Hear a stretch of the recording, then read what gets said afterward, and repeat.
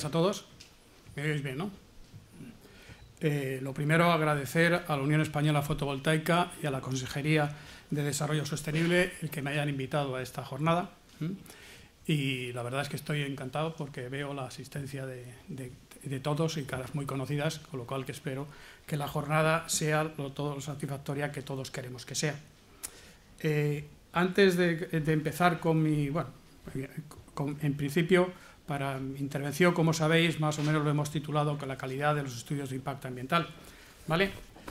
Entonces, antes de entrar a hablar un poquito de ese tema, me gustaría recordar simplemente algo que los que estamos metidos hace ya muchos años en la evaluación de impacto ambiental, todos sabemos que la evaluación de impacto ambiental empezó en el año 1986, 1988, por lo tanto llevamos ya más de 30 años de evaluación de impacto ambiental y quiero pensar que todos, cada uno en su papel, pues hemos intentado mejorar y solamente basta comparar cómo se hacían las cosas antes, al principio de todo esto, y cómo, por lo menos creo yo, que se hacen en el momento actual.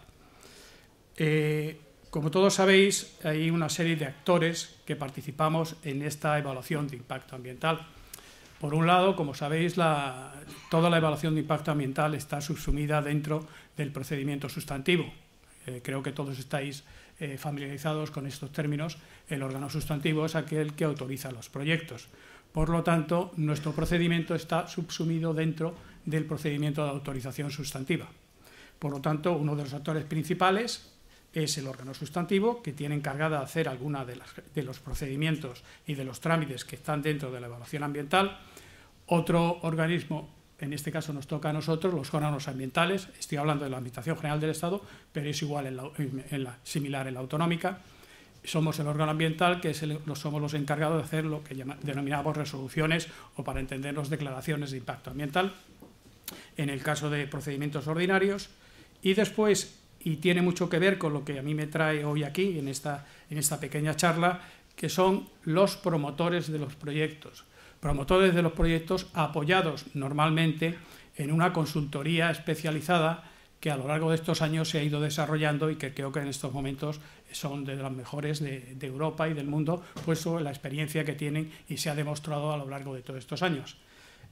Después, lógicamente, en este conjunto de actores, pues está el público interesado, organismos, instituciones, ONGs y demás que pueden participar en el proceso de evaluación, que, como sabéis todos, el proceso de evaluación es un proceso de participación pública, básicamente, y entonces en los diferentes trámites que hay de información pública o de consulta participan y dan su opinión sobre determinados proyectos. Ahora mismo, si nos fijamos en el estudio de impacto ambiental, que es lo que me trae en este momento, en esta charla, pues lógicamente los promotores y la consultoría especializada son los responsables directos de la idoneidad o no, de la bondad o no de esos estudios. Como sabéis, el estudio de impacto ambiental es el estudio técnico en el que se basa la evaluación de impacto ambiental, que es algo más global, en el cual tenemos en cuenta, además del estudio, toda la documentación que se genera en ese procedimiento. ¿De acuerdo? Entonces, sentadas estas bases, que creo que no era muy necesario porque todos los conocéis, en este caso me voy a fijar en el papel que hacen los promotores y la consultoría especializada, sin olvidarme que todo eso después va a un procedimiento concreto y que las administraciones, tanto autonómicas como Administración General del Estado, tenemos que gestionar ese procedimiento, que es uno de los retos que tenemos en el momento actual. Entonces, simplemente para recordar un poco, para plantear un poco cómo estamos, en qué situación estamos actualmente, si vemos la evolución desde el año 2017 hasta el 2021, vemos cómo inicialmente las dos tecnologías principales de renovables, que son la eólica y la fotovoltaica, ya sé que hoy me trae aquí la fotovoltaica, pero es bueno compararlas. Inicialmente, en el primer periodo estaba por encima, por así decirlo, la eólica sobre la fotovoltaica, pero luego al llegar al año 2021 nos hemos encontrado con que ha habido un vuelco total. Es decir, según los últimos datos, que no son exhaustivos, pues tenemos que en el año 2021 nosotros en la Administración General del Estado tramitamos 229 proyectos de fotovoltaica y 74 de eólica. Es decir, ahí se ve claramente cómo del periodo 17-20 estaba más o menos eólico por delante, luego se fue igualando, y ya en el 21 hubo el vuelco, por así decirlo. Vuelco que en la actualidad, en los pocos meses llevamos del 22, se sigue manteniendo. ¿Vale? Otros datos que me gustaría compartir con vosotros es la situación actual que tenemos en cuanto a proyectos que tenemos que tramitar. Y digo tenemos, y bien dicho, porque tenemos, me refiero a la Administración General del Estado. No me quiero meter en la casa de la comunidad autónoma, que es igual o peor que nosotros con la cantidad de proyectos que tienen que gestionar. Pero quedándome solo en mi casa, actualmente tenemos, número redondo, 667 proyectos que hay que tramitar, es decir, presentados. En este caso estoy hablando de total de renovables, ¿vale? De esos 667, este dato más o menos está al viernes de la semana pasada, tenemos actualmente en mi casa, es decir, en mi subdirección, tenemos 176 proyectos para tramitar, con lo cual es fácil, si hacéis la resta, que todavía quedan bastantes proyectos que se tienen que presentar a mi subdirección general. Eso quiere decir que están en el tejado del órgano sustantivo tramitando las informaciones públicas correspondientes. Es decir, todavía no nos ha llegado. Es importante este dato, puesto que estamos a finales de febrero. Como sabéis, la evaluación de impacto ambiental tiene dos normativas. Actualmente tiene una normativa, que es la 21-2013, que es la que nos rige a nosotros para hacer las evaluaciones, pero en paralelo tenemos unos reales decretos de energía que marcan una serie de hitos que, aunque no son directamente de evaluación ambiental, pero sí nos marcan la pauta y los ritmos de trabajo. Me estoy refiriendo a los reales decretos de junio del 2020 y el último que ha salido de diciembre de 2021, que en paralelo, por así decirlo, nos marcan los ritmos. Nosotros podíamos ir en la evaluación ambiental a nuestro ritmo, pero, lógicamente, en las declaraciones de impacto, los promotores, en este caso, quieren las declaraciones en función de los ritmos que marcan los decretos de energía. ¿De acuerdo?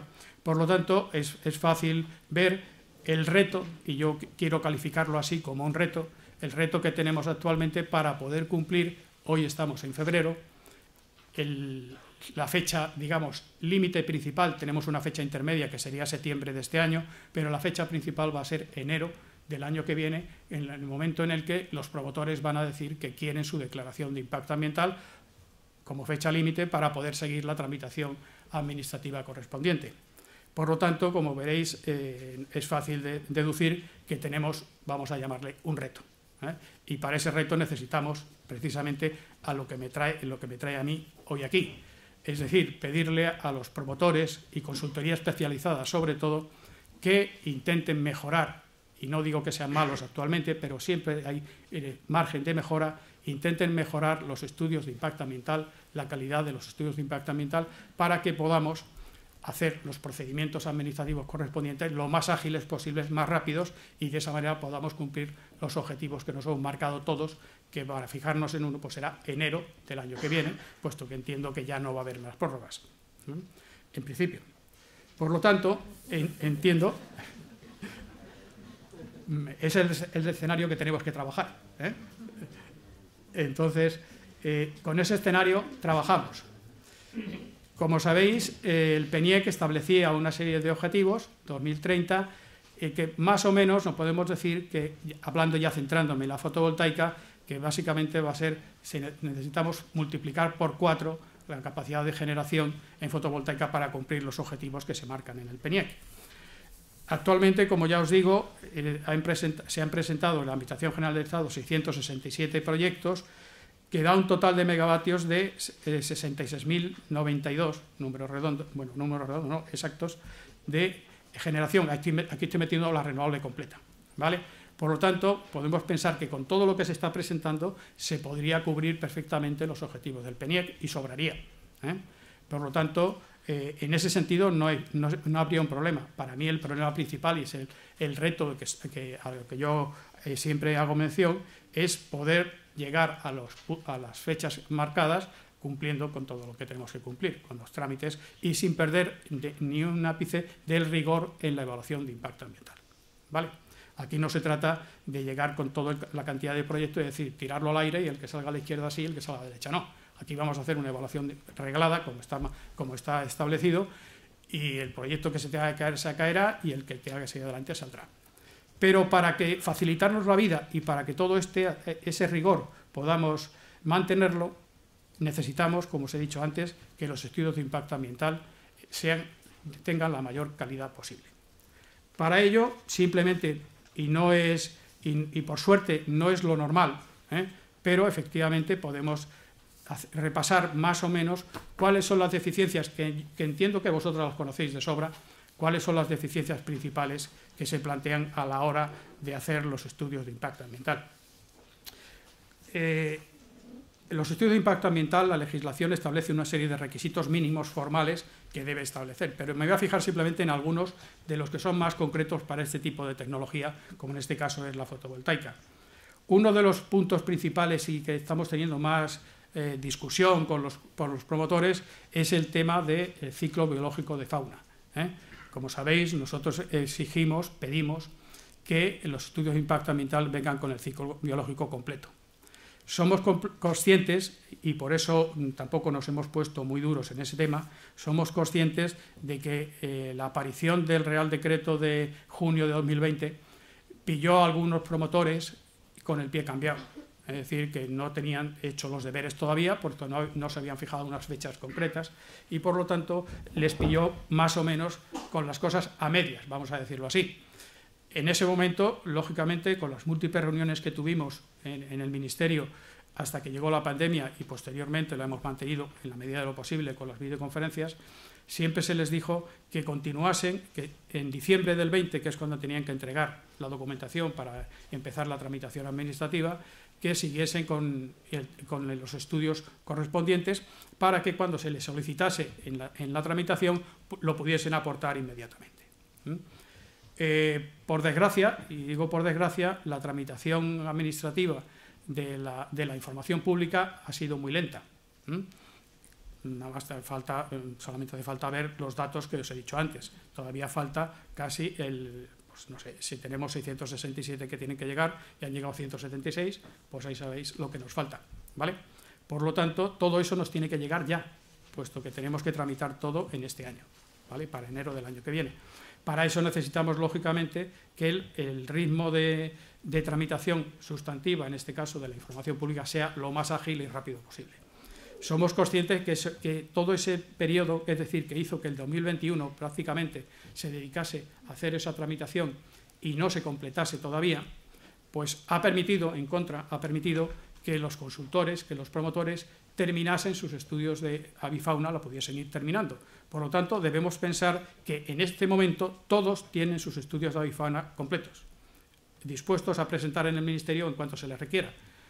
Pues cosa que no es así. Es decir, eso es uno de los déficits que ahora mismo estamos teniendo. Ahora mismo, en algunos promotores están sin los estudios de avifauna completos, con lo cual, cuando se les requiere para aplicar o no inadmisiones a los procedimientos, pues no tenemos más remedio, sintiéndolo mucho, que inadmitir, puesto que yo creo que ya es momento de que estuviese todo ya sobre la mesa y hecha las evaluaciones, hecho los estudios correspondientes. Pero digo, esto es lo extraordinario. Lo normal es que todo el mundo lo tenga y, por lo tanto, cuando se les requiere, lo presentan y ya está. No tiene más problema. Pero eso es uno de los puntos, digamos, vamos a llamarles conflictivos a la hora de gestionar este procedimiento. Otro de los temas que estamos teniendo algún problema, pues son los temas de patrimonio cultural. Para mí no es el principal, porque siempre la comunidad autónoma tiene, como sabéis, tiene transferida prácticamente todas las competencias en cultura, y eso nos da una garantía de que en un momento u otro eso va a estar controlado. Si no está en la fase de evaluación, va a venir después en la fase de autorización, y las autorizaciones concretas sectoriales que tiene que dar la comunidad autónoma va a estar controlado. Con lo cual, vosotros, los que me conocéis, sabéis que yo siempre digo que la declaración de impacto ambiental da el banderazo de salida, pero no es el de llegada, es el de salida. Es decir, hasta que no tenéis la declaración de impacto ambiental no podéis empezar a obtener las autorizaciones sectoriales correspondientes y toda la carrera. Por lo tanto, si en este caso Cultura te dice que no puedes hacer una cosa, por mucho que tengas una declaración de impacto, no la harás. Eso a nosotros nos da una tranquilidad de que tampoco tenemos que ser excesivamente exigentes, no quiere decir que no lo seamos. ya os digo que estudios de patrimonio cultural incompletos, pues es muy normal que venga, pero se puede subsanar de esta otra manera. El tema de las alternativas también es un problema, y somos conscientes de que las alternativas de localización muchas veces vienen motivadas, como ha dicho antes José, efectivamente el territorio, la ocupación que se hace del territorio es mínima, pero sin embargo en determinadas zonas es muy alta, provocado por la existencia de los nodos de conexión. Eso lleva a un efecto llamada que todo el mundo se quiere colocar lógicamente ahí. Eso nos ha traído que cuando esos nudos se colapsan y ya no admite más, pues el promotor se va más lejos. Y se va más lejos y va a evacuar a otras zonas más lejanas, con otros nodos más lejanos. Eso implica líneas eléctricas muy largas, y eso es un problema que estamos teniendo desde el punto de vista de evaluación ambiental. Todo eso está provocando, como antes también se mencionaba, el que haya cierto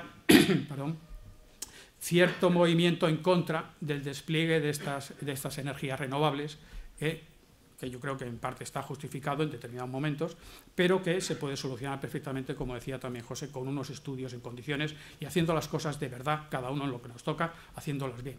Pero somos conscientes de que efectivamente eso nos lleva a que los estudios alternativas muchas veces no son todo lo buenos que podrían ser, como consecuencia precisamente de eso, de la llamada que lleva a llegar a determinados territorios.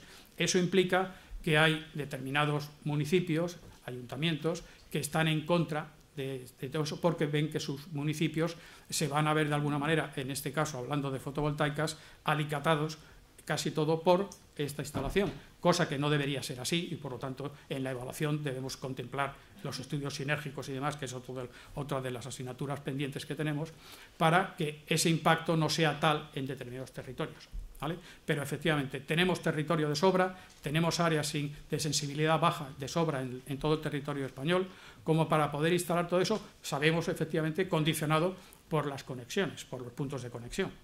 Con lo cual, eso también, el estudio de alternativas es importante. Luego ya, en las posibles soluciones, al final de mi intervención, mencionaré alguna cosa. Efectivamente, como he dicho antes, el tema de los efectos acumulativos y sinérgicos es uno de los puntos principales, que ahora mismo tampoco tenemos un método exacto de cómo se hay que hacer esa evaluación.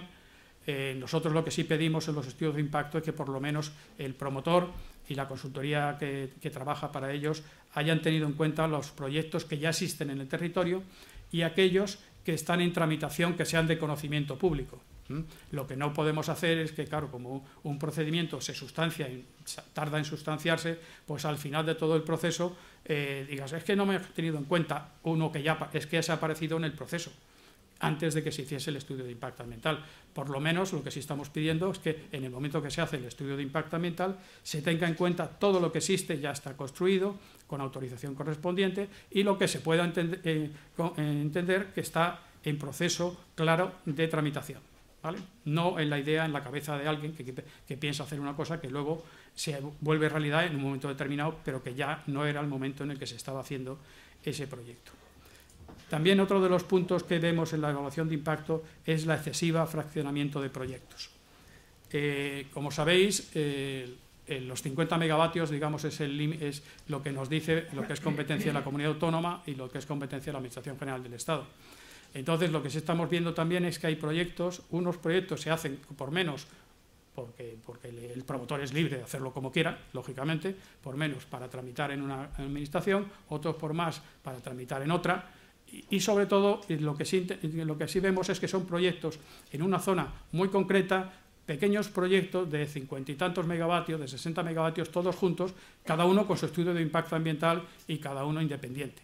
Lógicamente, el sentido común te está pidiendo que hagas una evaluación conjunta de todo eso. Para nosotros eso es lo ideal. Entiendo que es fácil decirlo, pero que luego a la hora de llegar a acuerdos entre promotores, porque son promotores privados, pues cada uno tiene su planteamiento, su plan de negocio, y muchas veces no es posible llegar a este nivel de compromiso de unos y otros. Eso es lo ideal, para poder hacer una evaluación conjunta. Como sabéis, el órgano sustantivo lo está acumulando y está haciendo informaciones públicas, juntando proyectos. Nosotros también, en los documentos de alcance, sobre todo, como sabéis que es una fase potestativa del procedimiento, estamos acumulando también aquellos que vemos que están próximos y demás, y pidiendo que se haga eso. Otro de los puntos conflictivos, que ya no tanto del estudio de impacto, pero sí en cuanto al planteamiento, es el tema de las líneas eléctricas. Estamos viendo que las líneas eléctricas casi tienen más problemas que la propia planta. Una buena alternativa de planta, luego probablemente vas a tener un problema, y sobre todo, como hablaba antes, si no te has podido localizar cerca del nudo de conexión para que tu línea sea corta y te has tenido que ir más lejos, y si el nudo lo permitía llegar hasta ahí, tienes una línea ya importante, entramos con los problemas de si soterramiento o no soterramiento de líneas y demás, que lo estáis sufriendo todos, y nosotros también, en cuanto a que, bueno, tenemos dudas de que en determinadas cosas el soterramiento sea la solución mejor para este tipo de problemas y de evaluación. Entonces, bueno, el tema de las líneas eléctricas, ya os digo, es un tema importante que ahora mismo nos está dando algún quebradero de cabeza, y sobre todo cuando hay proyectos que comparten esa línea, ¿vale? La línea principal, vamos a llamarlo así, del proyecto, y luego las líneas que conectan a esa línea principal. Entonces, hay comunidades autónomas que están cogiendo criterios de decir que todas las líneas tienen que ir soterradas. No hace falta que os diga, lógicamente, que entendemos al promotor que diga, oiga, mi plan de negocio, mis números son estos, lo financiero es esto, y muchos proyectos no admiten un sobrecoste que lleva el soterramiento de las líneas. Eso somos conscientes. También somos conscientes de que no siempre ambientalmente lo mejor es soterrar. Otro de los déficits que viene en los estudios de impacto es que, como no se contempla el soterramiento, si no se contempla la línea al aire, pues entonces cuando nosotros decimos hay que soterrar, pues entonces hay que hacer la evaluación de soterramiento. Entonces eso implica, digamos, peticiones de información, que luego veremos lo que dificulta todo esto a la hora de gestionar este procedimiento. Entonces, ya os digo, el tema de las líneas es un tema recurrente y es un tema que intentamos ir solucionando caso a caso, pero lo que está claro es que lo que sí pedimos con carácter general es que siempre que sea posible se lleguen a acuerdos entre promotores para compartir líneas, en el caso de aéreas, y compartir líneas para evitar precisamente eso. Nos estamos encontrando con proyectos con líneas muy, muy largas. Entonces, bueno, eso es un problema añadido. Es decir, no tenemos que dar cuenta que estas líneas son líneas privadas, y no estamos hablando de 15 kilómetros, estamos hablando de muchos y muchos kilómetros, ¿vale? Ya digo que muchas veces viene forzado por el hecho de que tienes que generar en una zona determinada y luego evacuar en otra bastante lejana. Pero eso no deja de ser un problema a la hora de la evaluación y de ver si ese proyecto es viable o no es viable. Entonces, ya os digo, esto en general, seguro que me dejo alguna cosa y si tenemos oportunidad de hablarlo lo comentaremos posteriormente. Estos son algunas de las cosas que efectivamente en los estudios de impacto ambiental se están planteando. Lo que quiero transmitiros, y me gustaría que ese mensaje es el que se quedase, es que, como sabéis, y como decía por eso lo mencionaba inicialmente, tenemos el tiempo que tenemos. En una evaluación normal, con una circunstancia normal, vamos a llamarlo así, de evaluación de otro tipo de proyectos, la legislación ambiental es bastante garantista para el promotor, en el sentido de que le permite en varios momentos subsanar los déficits que pueda tener el estudio de impacto ambiental. Pero, dado la presión que tenemos con los hitos que nos marca energía, no tenemos tanto tiempo para dar subsanando. Hoy estamos en febrero y probablemente los que estamos evaluando hoy sí podremos subsanarlos a lo largo de todo el año. Pero lo que nos llegue en el mes de septiembre, en el mes de octubre, y haya que gestionarlo para el mes de enero, no hace falta ser muy listo para pensar que difícilmente os vamos a poder pedir que subsanéis porque no hay tiempo material. Por lo tanto, la mejor manera es que no tengamos que yo siempre digo que los proyectos, lo que pasa es que eso es lo que no suele ocurrir. Si vienen con el lazo puesto, nosotros tardamos 3 meses en solucionarlo, pero si vienen sin lazo, lógicamente, como sabéis vosotros, el famoso 41 y 42 que todos sufrís de la Ley de Evaluación Ambiental, en el 41, que son los preceptivos, tenemos que daros 3 meses para que obtengáis los informes preceptivos, y en el 42 estamos en el análisis técnico del expediente, en el que si falta algo del estudio de impacto o alguna cosa necesitamos que se aclare, os damos otros 3 meses. Si sumáis, pues 3 y 3, 6, ¿no? Normalmente, y entonces otros 3 para eso necesitamos 9 meses para resolver, que es justo lo que tenemos hasta enero del año que viene. Por lo tanto, difícilmente vamos a poder pedir subsanaciones según vaya avanzando el año. Por eso os pido y casi os suplico que los estudios vengan lo mejor posible dentro de lo que se puede, para que las peticiones de información complementaria, ya sé que los temas de los preceptivos no es cuestión vuestra, ¿vale? Pero nosotros cuando hablamos de los preceptivos siempre hablamos de preceptivos necesarios. De los 9, creo recordar que son en el 41, en el 37, de los 9 preceptivos, para nosotros el preceptivo es el de medio natural, de la comunidad autónoma, medio ambiente, para entendernos. Los demás depende del proyecto, de la zona y demás. Con lo cual ahí somos, digamos, si no está, tampoco pasa nada. Si no tenemos el de medio natural, efectivamente nos vemos abocados a archivar el expediente, ¿vale? Hasta ahora no lo estábamos haciendo y prácticamente no se ha archivado nada, pero a partir de ahora sí lo vamos a hacer. Ahora mismo ya la semana pasada creo que ha sido, ya he firmado los primeros requerimientos de 15 días, diciendo que si en 15 días no está el preceptivo al promotor, pues sintiéndolo mucho se archivará el expediente, ¿eh?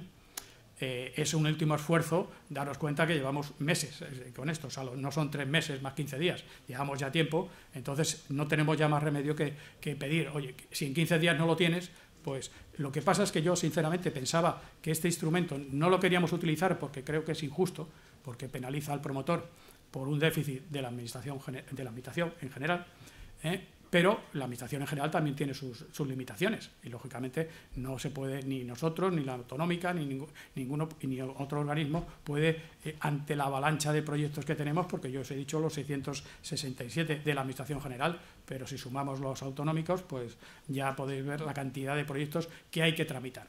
Por lo tanto, no somos muy exigentes en ese tema, pero llega un momento en el que sí hay que serlo, sobre todo cuando ya llevamos tiempo.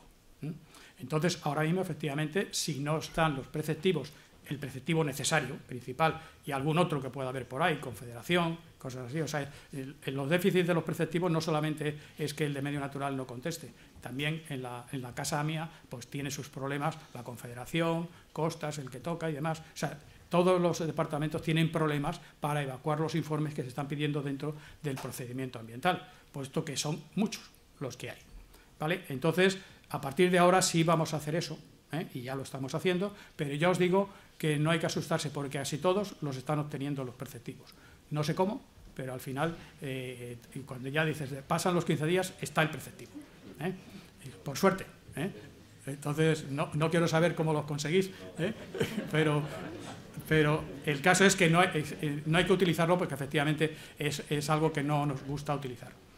Entonces, ya os digo, nosotros ahora mismo, bueno, lo dejo para el final para comentarlo un poco para no echar la carga de la culpa solamente a los promotores y exigirles eso, también nos autoexigimos, tanto al órgano sustantivo como al órgano ambiental, que tenemos que mejorar los procedimientos nuestros de gestión para dar respuesta a toda esta demanda. De hecho, nosotros en mi subdirección, en este momento estamos cambiando un poco la forma de gestionar los procesos. Ya lo comentaremos con más tranquilidad, puesto que quiero en la semana próxima cerrar la nueva estrategia de cómo hacer con el personal que tenemos, que como es natural, las administraciones nos quejamos todos de que no tenemos personal, pero con el personal que tenemos que jugar, y con eso intentar optimizar los recursos para poder dar respuesta a esto que tenemos de aquí a enero del año que viene. Entonces, ¿qué soluciones se me ocurre daros y me permito daros a los que hacéis los estudios de impacto ambiental para que mejoren esos estudios? Como sabéis, el estudio de impacto ambiental es el documento técnico sobre el que nos basamos para hacer la evaluación de impacto, como he dicho antes. Pero antes de llegar al estudio de impacto ambiental hay unas fases previas muy importantes y que antes José también las he comentado. Tenemos que elegir bien las alternativas y para hacer un buen análisis de alternativas que luego plasmemos en el estudio de impacto ambiental ya como ajuste más fino, tenéis que hacer un estudio de capacidad de acogida del territorio bien hecho. Se nos están planteando en algunos proyectos, no solamente estamos hablando de fotovoltaicas, pero lo podemos extrapolar a otro tipo de tecnologías, donde muchas veces dices, pero bueno, ¿qué le pasó a este cuando eligió las alternativas? ¿Qué le pasaba? Porque es que no ha dado ni una. Es decir, todas están colocadas en zonas de alta sensibilidad, cosas que recuerdo que los mapas que el Ministerio ha elaborado y demás son solamente una herramienta informativa, no es norma, pero te indica como mínimo lo que te está diciendo, no se meta usted ahí porque va a tener lío, va a tardar más. No decimos que no te puedas meter, la Directiva Hábitat te permite hacer un determinado proyecto en Red Natura, si la haces con la evaluación adecuada y demás, y lo justificas. Lógicamente lo que queremos es que eso no se haga, ¿eh? Pero si lo quieres hacer, allá tú. En estos casos, dada la premura de tiempos que tenemos, lógicamente pensamos que si te metes ahí, pues tu proyecto va a ser de los que se va a alargar y puede que el hito de enero no llegue, ¿vale? Entonces, eso es una de las cosas principales. Es decir, un buen estudio de capacidad de acogida te hará que elijas la mejor alternativa, cuando llegues a hacer el ajuste fino de tus alternativas, efectivamente puedas elegir una alternativa que tenga menos problema, que tu estudio de impacto ambiental va a ser más sencillo, vas a tener menos, y sobre todo porque sabéis una cosa, tu estudio de impacto ambiental va a ser conocido por todo el mundo. Va a tener un trámite de información pública y un trámite de consulta, con lo cual las administraciones implicadas, ONGs, todo el mundo va a poder opinar. Y en esa opinión, si la opinión es negativa, pues lógicamente cuando nos llega a nosotros, a nuestra casa, ese expediente con el estudio de impacto ambiental hecho por el promotor, pero con un bagaje y una carga de alegaciones y respuestas negativas, pues lógicamente ese proyecto tiene todas las papeletas para quedarse en el camino. Y si no se queda en el camino inicialmente, es precisamente por el carácter garantista que tiene la ley, que permite subsanar. Pero esa subsanación implica tiempos que hoy no tenemos. Hoy, en mes de febrero, sí lo tenemos, pero de aquí al verano vamos a empezar ya a no tener tiempos. Con lo cual, ya os digo, todos los estudios que nos vengan medianamente bien tendrán su tramitación normal. Será un reto, será difícil, está claro, pero podremos hacerlo. Llegará un momento en el que yo, sinceramente, os lo digo, no creo que podamos abordar los 167 proyectos en todo este año. Va a ser prácticamente imposible. Pero vamos a acercarnos todo lo que podamos a ello, ¿eh? Para eso lo que no vamos a hacer, desde luego, es tirar la moneda al aire, sino, eso no lo vamos a hacer. Vamos a intentar llegar con todos hasta el final. Iremos sacando, lógicamente. Ahora, si veis un poco la estadística nuestra de la subdirección, el ritmo de salida de proyectos es escaso. ¿Por qué? Pues muy sencillo, como os he dicho antes. Las informaciones públicas se fueron haciendo a lo largo de 2021. Es en noviembre del 21 cuando empieza a llegar ya una carga de proyectos más alta, pero todavía baja, pero más alta. De esos 157, casi todo llega en noviembre-diciembre.